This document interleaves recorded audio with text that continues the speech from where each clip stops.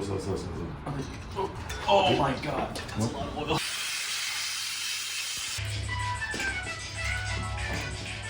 Yeah, these look like spark plugs. Yeah. I'd say that's a spark plug. I'd say that's part of an engine. Most likely. Yeah, this thing runs, maybe. You sure that's not a bacon, egg, and cheese, bro? It might run away. There we go. I'm sorry for keeping you guys waiting, but after weeks of waiting for parts and sourcing all the tiny pieces and figuring things out, I finally, hopefully, have all of the major parts I need to actually start with the engine swap.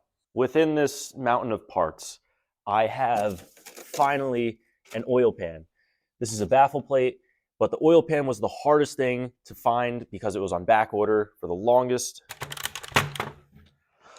Hey, Honda, yeah, I need an oil pan. Back order? End of the month? All right, fine.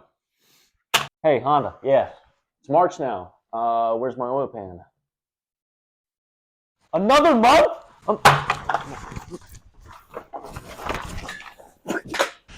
For those of you who are not up to date, the oil pan on the K20C4 does not line up with the motor mount bracket for the SI. However, the Type R oil pan does have the same mounting points as the SI, so if you switch over the oil pan, all the motor mounts will directly bolt up. The Type R oiling system is also just superior to the Accord.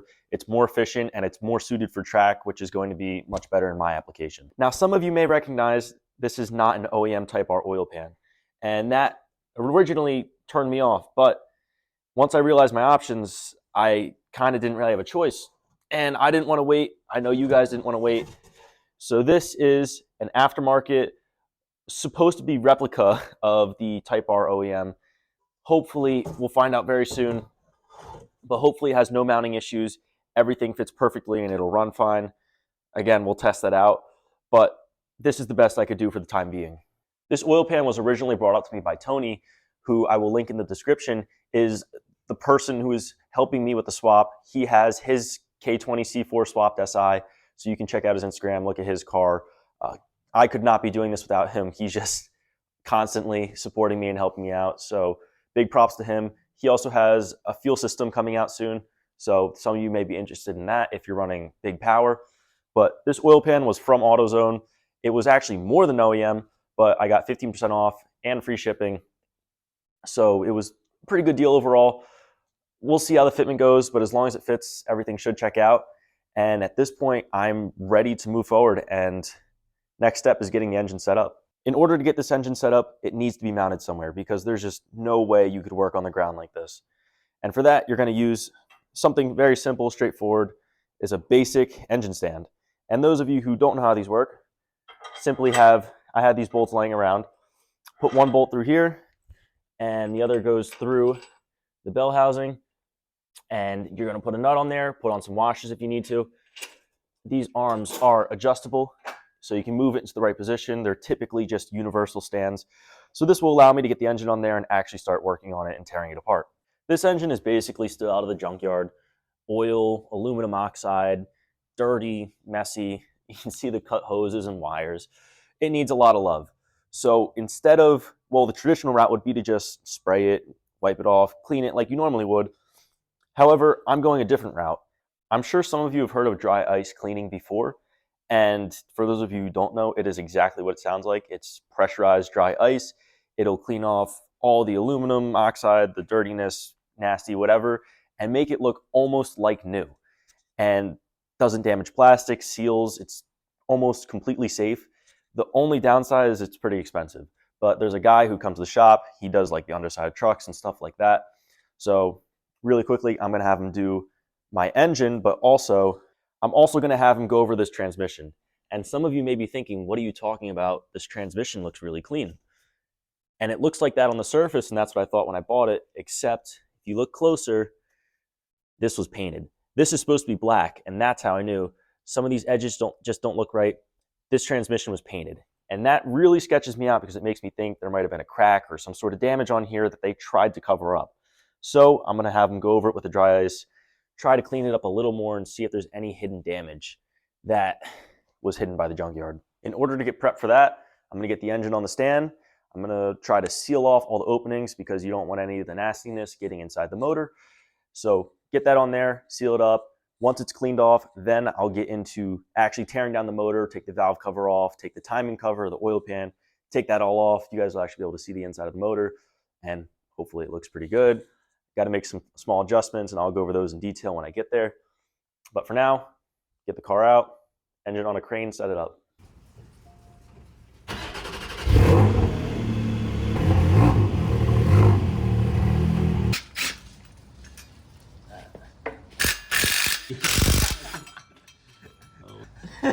I said.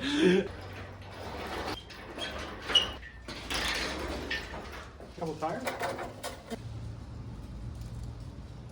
And then we'll bring it up and re-level a little bit. This way.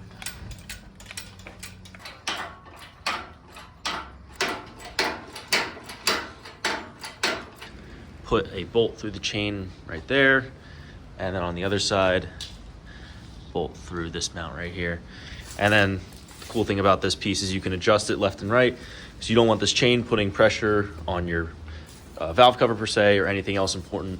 So make sure it's not touching anything like that. For anyone wondering how I have this mounted, nut and bolt at the bottom of the bell housing, and then there's 2 holes at the top here that are threaded. So now the next day, and the engine is fully mounted, completely set up, got the trans out, everything ready to go. The dry ice guy is here. The only thing I have to do now is seal it off, so I'm going to tape off all the open holes so nothing gets inside the engine, and then I'm going to move it out there and start to spray it off.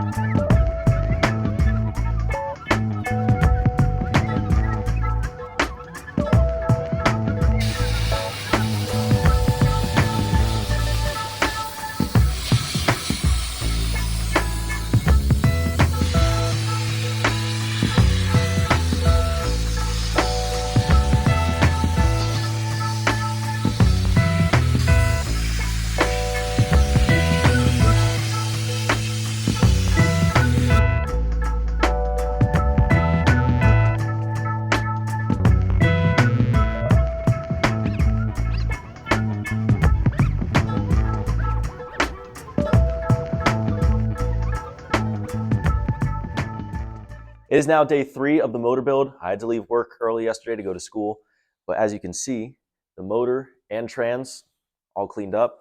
I'll give a quick walk around so you guys can see the difference. You'll notice it's not exactly perfect, and that's just because the guy who did this did it kind of as a favor. He did it really quick just for free, but all of the surface oil and oxidation is off. A couple things I did notice: something broke here, something's broken here, and then on the trans, there's something broken here. None of which should be a big deal, but he went over the trans as well, got all the paint off, and so far there's no cracks. So if I had to guess, I would say that the company that sold it probably painted it just so it looked better and it would sell easier, but we'll find out when we put it in. So with this all cleaned up, first thing I'm gonna do, take off the intake manifold. We're gonna check the valves because with direct injection motors, you do tend to get carbon buildup. So I just wanna see how dirty it is, and out of curiosity, this valve cover is coming off and is actually getting replaced because there's a small crack here. So that's coming off, and then the timing cover over here, this is coming off, and then finally we're gonna flip it over and take the oil pan off as well. God damn, it's gonna be a long day. There we go. Where's my cigs? Rolling.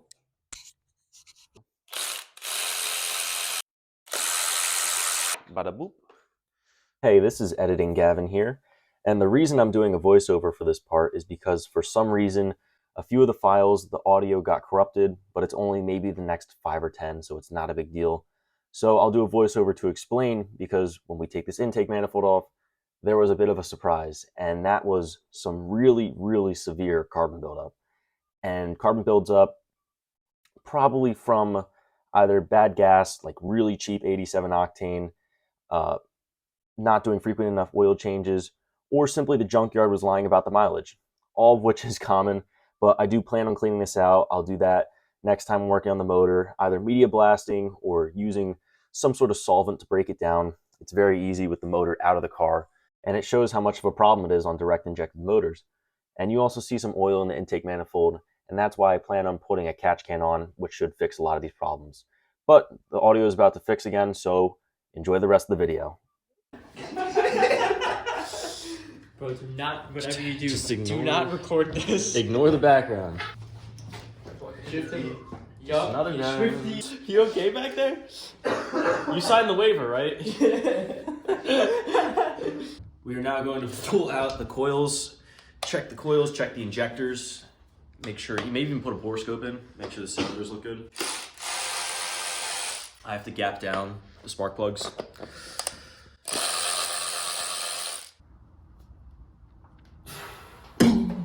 Clap. Explosion! Insert explosion.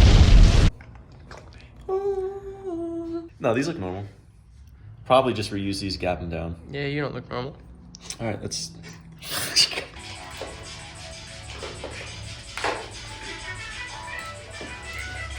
Why the little change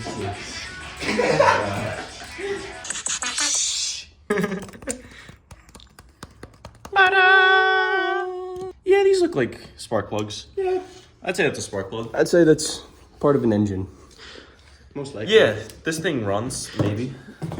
You sure that's not a bacon, egg, and cheese, bro? It might run away. Intermission. Stop! Cut the video. Serious. Look, it even has a handle.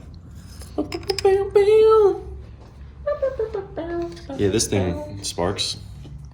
It's Plug walk. Plug. Spark plug. number 4. Oh my god, it's totaled. Yeah, these all look fine. Gavin Dan is confirmed most annoying YouTuber. Cancel.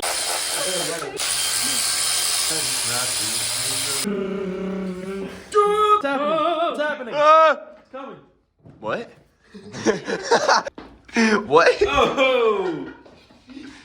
Oh, I forgot about the dipstick. Damn, that looks like a engine component. Wow, this thing got valves and springs, and it's got Smells cams. good. Here we have 14-year-old. Things to change. There's a lot of misconceptions about VTEC on these motors. Some people say it doesn't have VTEC, some people say it has VTEC, but they get it kind of mixed up. Here's the truth. So on the intake side, there is no VTEC. It's just single cam. Whereas if you look at the exhaust side, there's a smaller cam and then a larger one. So the exhaust side does have VTEC. And the reason the intake side doesn't is because with forced induction motors, you don't really need the bigger lift because the turbo compensates for it. Whereas with the exhaust, you do want to get the gases out faster. So that's how VTEC works on these motors. And I've also talked about VTEC before, whereas it's complicated because you can't really actuate VTEC with SI-ECU. That is something I'll figure out. I haven't gotten to it yet, but I'll make it work. A big indicator of how well a motor was maintained is you can look at the cams and the scoring.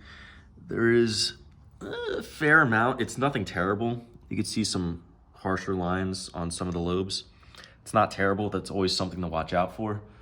We should be fine with this, but do your oil changes. Super dramatic VTEC actuator removal. Is it a gasket? There is in fact a gasket. There's a gasket. There still is some threads in there. That thing out. Delicious. Oh! Do not drop that. Nice. Nice. Yummy, boy. Yeah, that's a VTEC. That does stuff. Brown. You suck. Interrupting this engine teardown for some groundbreaking news. The OEM oil pan just arrived. 2 days. However many days, like right after I got the aftermarket one. So I'm gonna try to return that one and use the OEM one instead. But I have to check AutoZone's return policy now. But kind of good news, so just throwing it out there, planning on putting the OEM one on. So, this is such a goofy, almost forgot. I don't know if this yard drained the oil, so we're gonna check right now. Oh, really pressure, I think it's empty. Sweet. Yeah, All right. all right. Are we feeling himself? All right, who got this tiny ass wrap? Top 10 Gavin Dannett's pussy moments. All right, we've got the 3/4 inch impact from 1920, and we have the special tool to hold the crank, stop it from spinning. And we're just gonna pray that this gets it off. You ready? Just hold it in place, stop it from spinning. Whoa! Let's go, all right. No problem. Wow, I'm pleasantly surprised. That was great. Man, I thought we were gonna go. Never works out that well. Whoa. Useful tip right here. If for something like this on this timing cover, a lot of these are different lengths, different sizes. So a good tip to keep everything organized, make sure you put everything back where it goes. To get a box like this, you're gonna draw a rough diagram of the shape, and then you can stick the bolts through in the order that they would go on the timing cover. Now, stick them through the box, and then you can kind of get an idea of how the shape goes. Go, shorty. It's your birthday. Yeah, like it.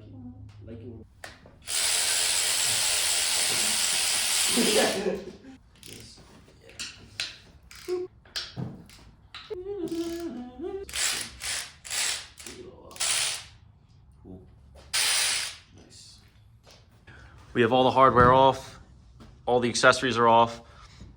Now all we have to do is pry it, try to get the glue off, and this cover should come off. We started to pry this off and we noticed it was still pretty tight at the bottom, and there's a couple 10 millimeters hidden down here. And then this is also a final look at what the diagram looks like, and this is going to be super helpful when putting this back together.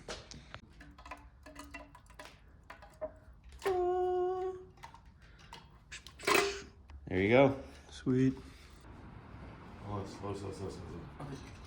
Oh my God, that's a lot of oil.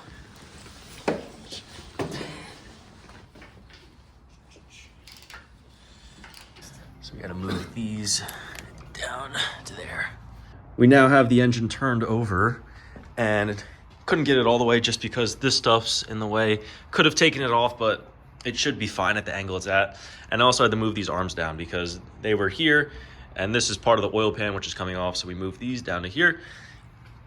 Basically, we should be set up, a bunch of 10 millimeters, and then this should just pop off, I believe.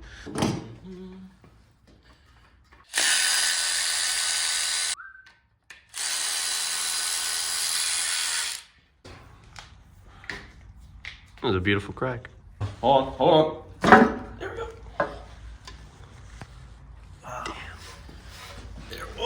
There we go. Yeah, some nice metal shavings. That doesn't look too bad. Making a mess again. Didn't take long. I'm actually going to end the video here because we made a ton of progress and I don't want to put too much in one video. I also now have to wait on a valve cover, so that has to come in, and then we're going to paint that. I'm going to take the pump assembly off. We're going to get the rest of the motor set up. Once this is all together, take my motor out, put this motor in, and hopefully the swap goes well the rest of the way. But for now, subscribe if you guys want to follow along. Stay tuned. A lot of big stuff coming, and I hope to see you in the next video.